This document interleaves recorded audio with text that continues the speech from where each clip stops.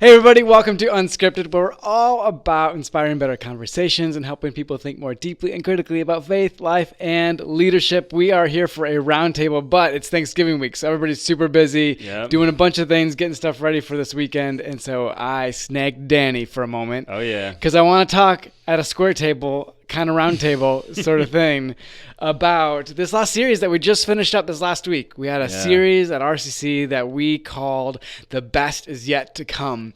Yep. And before we get into that, Danny, Daniel, I want to ask you one question. All right. The first question is this. What are you thankful for?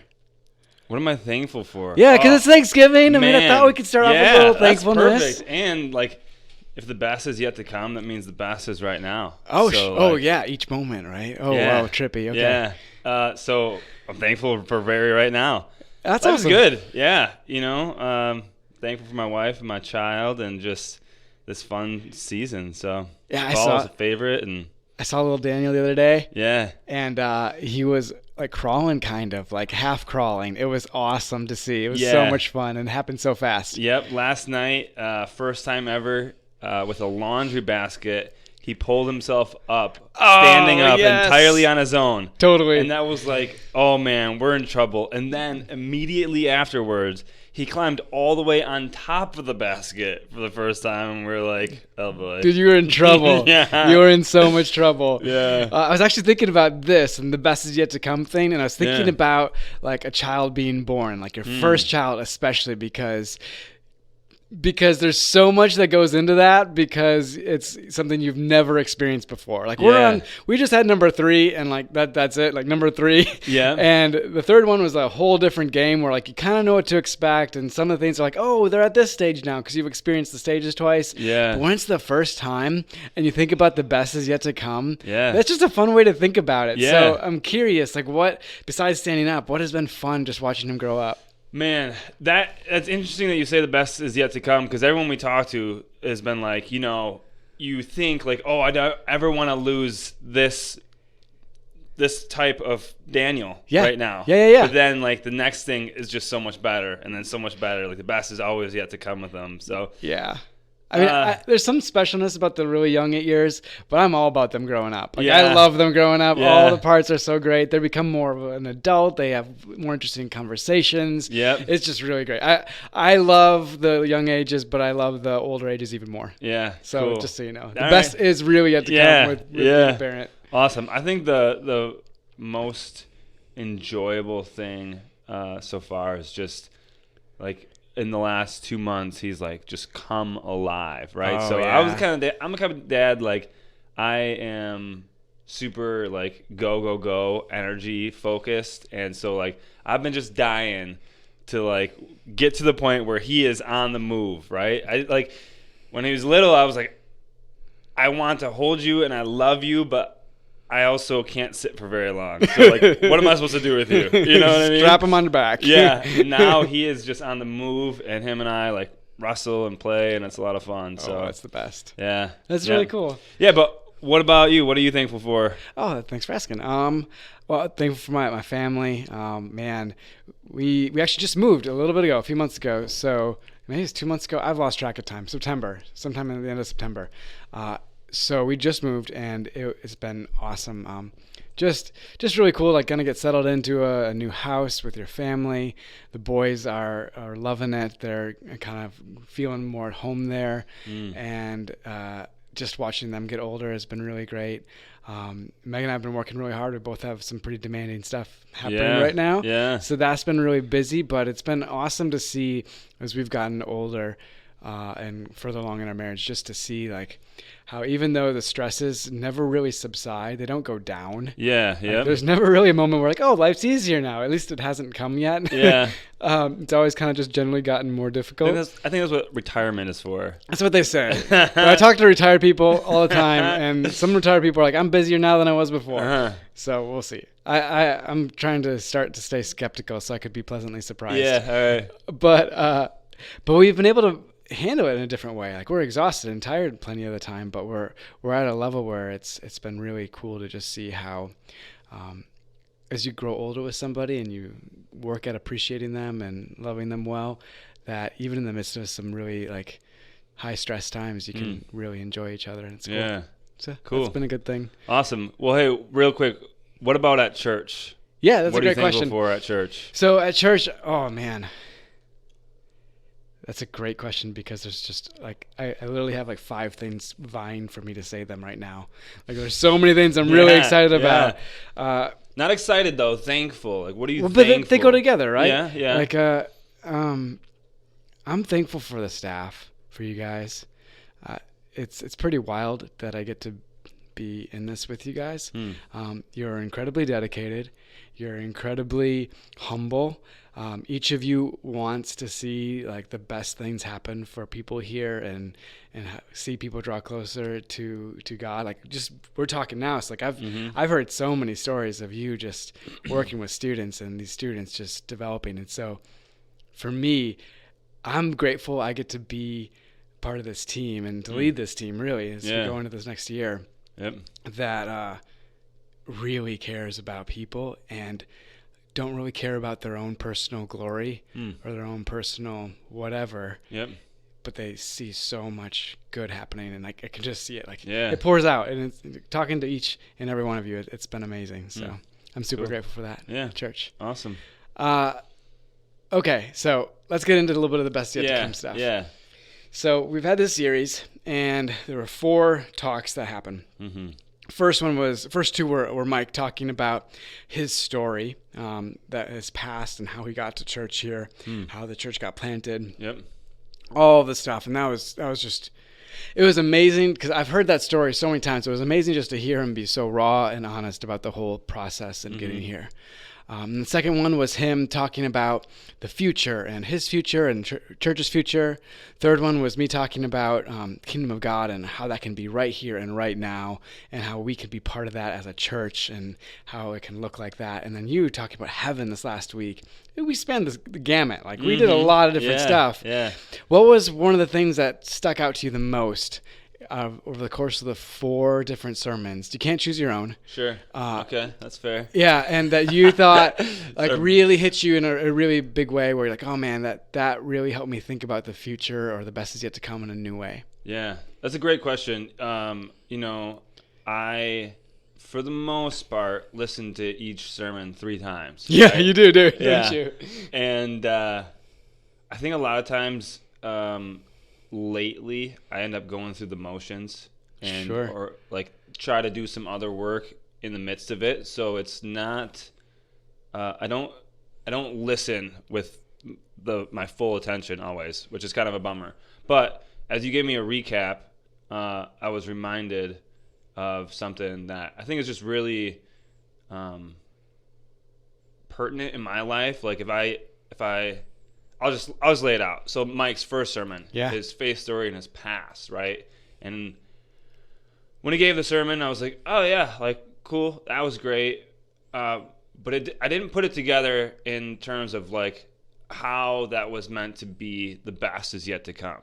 Yeah. But if you like think of the story as a whole, like from where he was to where he is now, like each step along the way, things were getting better. Like the best is yet to come, right? And that's the same for the future, for what he wants to do in Milwaukee. That's the same for here at RCC. And that's something that I've experienced in my life. Like the best really actually truthfully is yet to come. If I look at where I was 10 years ago, an absolute wreck, to where I am now, I could have never imagined it.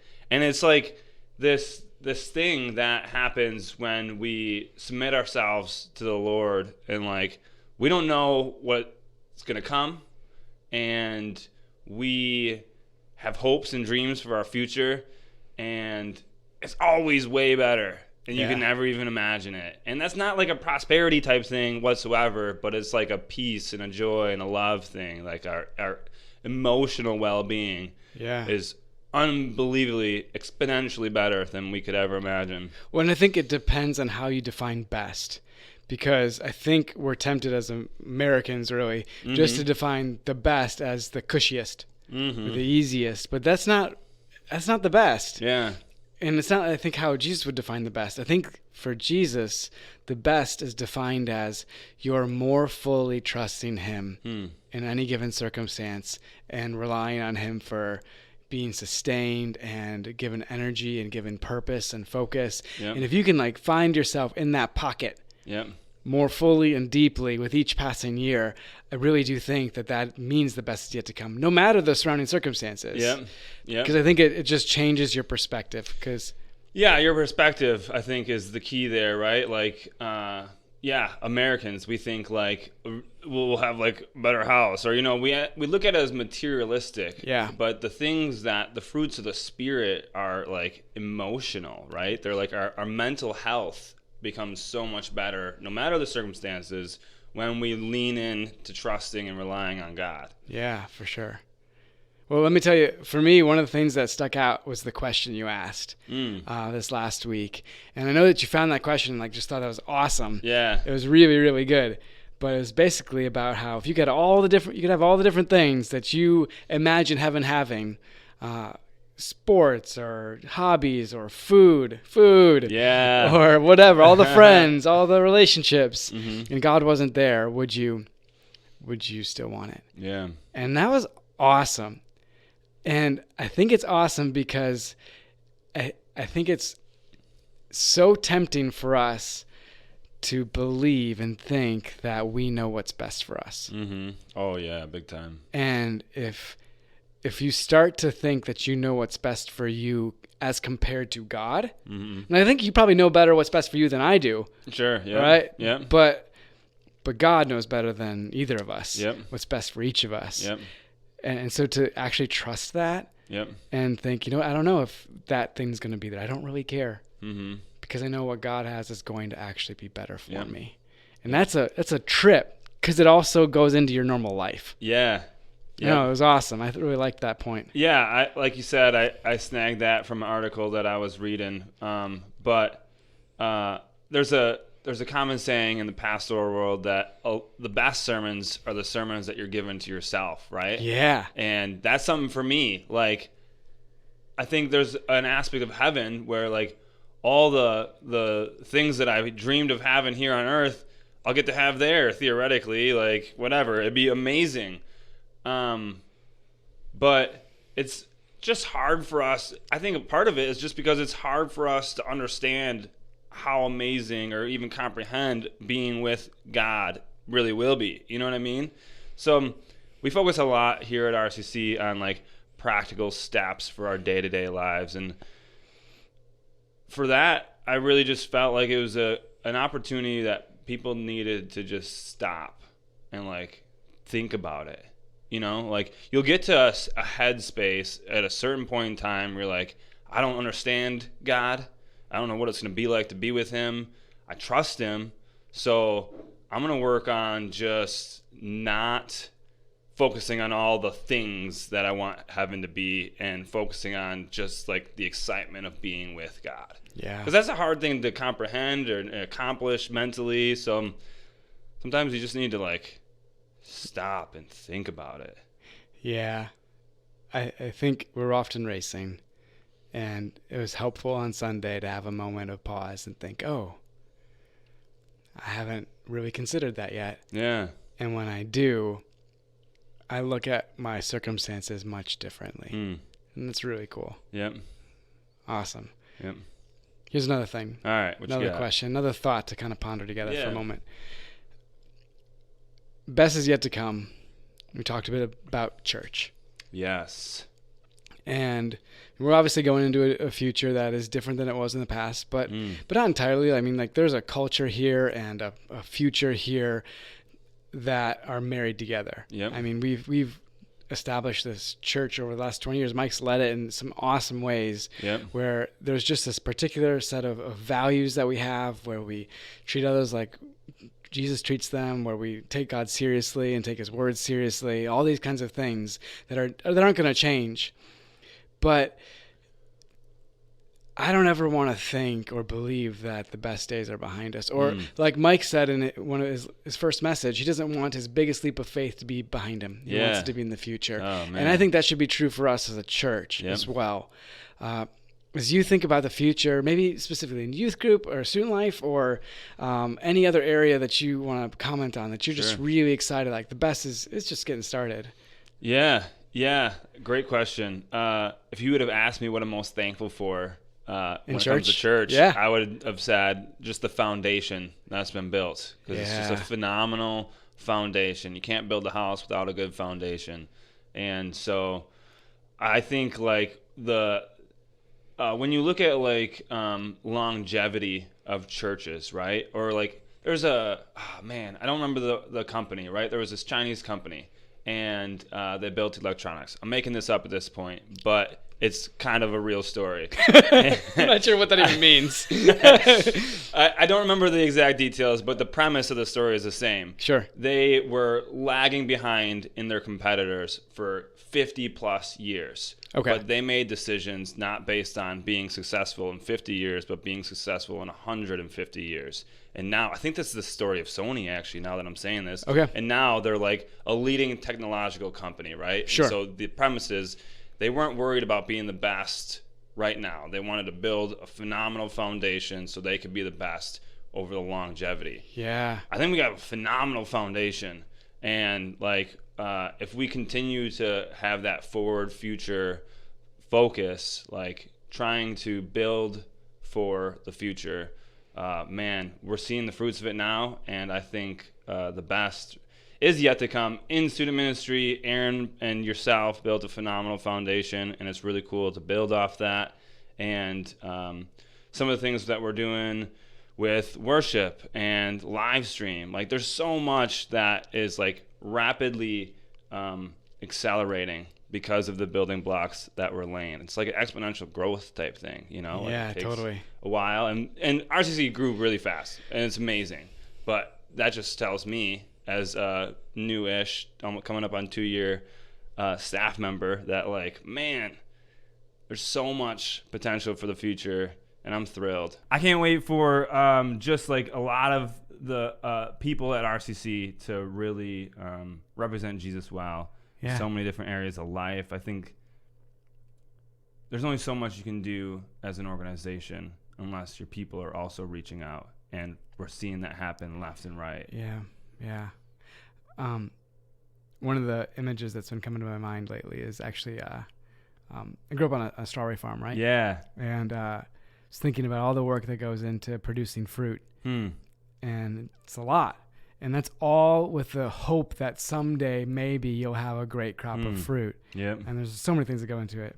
And the opposite side of that, it's all like outreach oriented, right? Like you have to try and get people to show up so that they can pick the fruit. Yep. And like experience the fruit. Yeah. But what's remarkable about that is it's all about the fruit. It's all about the fruit. Everything you do on the back end of things, on the inside of us as a person, like the character, the firm foundation that we build within ourselves and us as a church, it has to be about making it so God has every ability to bring out great fruit in us. Yeah. You don't want rotten fruit. Right. It might look good on the outside, but it's rotten on the inside, and you don't want that. Yep. And then once you have good fruit, it's easy to grow because it's word of mouth. It's people finding out, oh man, this is amazing. This is so good. You've got to go check it out. You got to see what's there. And I think God is doing some incredible things in the hearts of so many people here.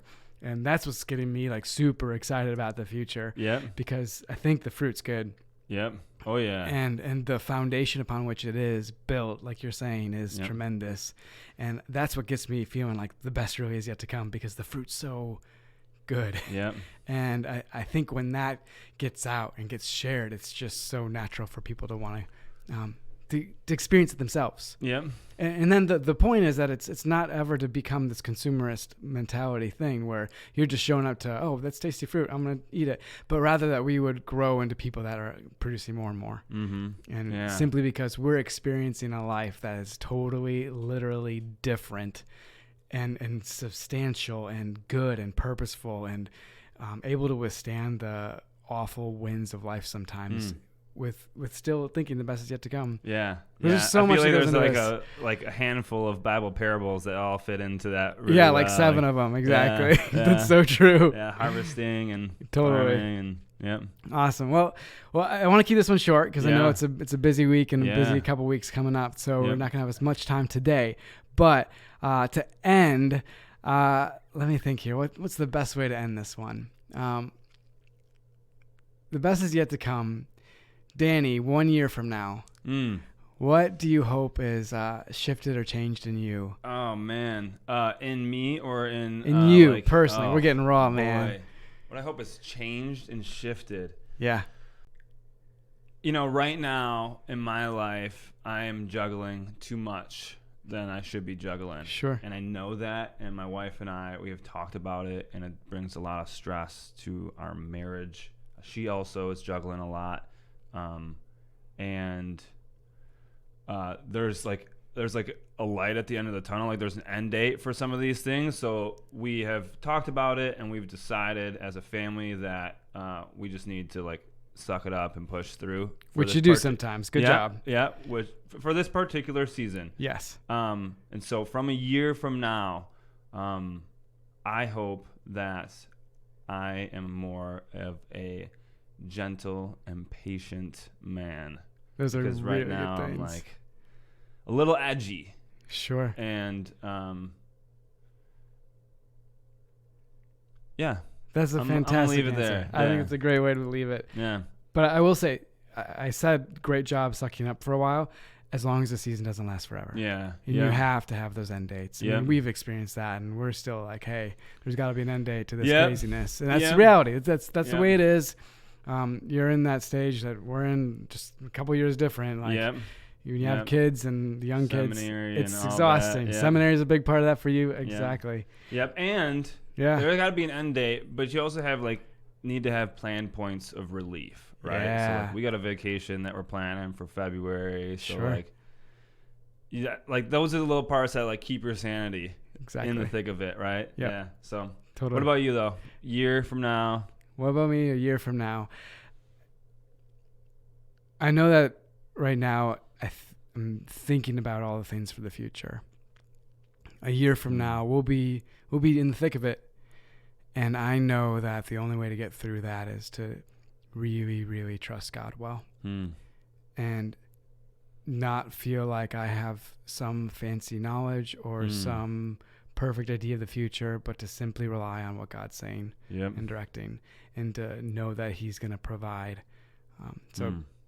Whether that's for church or our family or any of those things, I know that trusting that He's enough and that He'll provide is going to be the most important thing for me personally to grow in over this next year. And that will mean that the best has been coming. Yep. Yeah. It's awesome, man. Awesome. Well, thanks for jumping in here for this little bit. Yeah, thanks for having me. I encourage you, if you're listening or watching, you should answer that question for yourself. What do you want a year from now to look like, where the best is yet to come? How do you want to be different in that way? And with that, you can share this if this is helpful to you. You can do that on YouTube or Instagram or Spotify or iTunes, or all those things, whatever have you. But we love having you guys a part of this. If you have any questions, don't be afraid to shoot an email to me at samprowitz@riponchurch.com. We'd love to hear from you, and we hope you guys have a great week. We will see you next time. Nice. Sweet.